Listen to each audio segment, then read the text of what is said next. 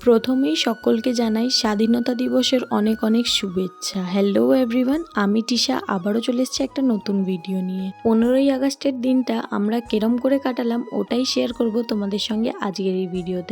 আজকে বিকেলে কিন্তু আমরা এক জায়গায় যাব, কোথায় যাব ওটা তো তোমাদের সঙ্গে অবশ্যই শেয়ার করব। তাই জন্য বর্মশাইকে পাঠিয়ে দিয়েছিলাম অর্ডার দেওয়া কিছু জিনিস আনার জন্যে।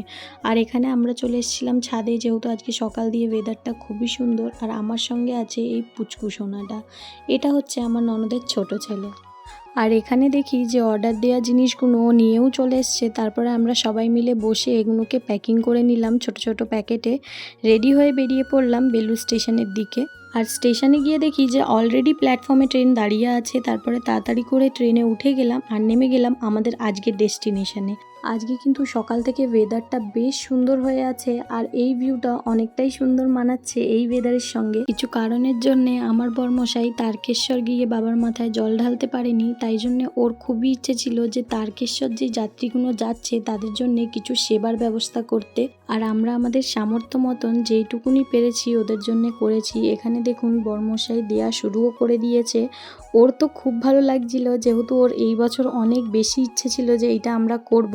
আর এটা কিন্তু আমার লাইফে ফার্স্ট টাইম ছিল। আমারও বেশ ভালো লাগছিল, যেহেতু এত দূর থেকে যে লোকগুলো আসছে তাদের জন্য কিছু করতে পারলে সবাইরই বেশ আনন্দ হয়।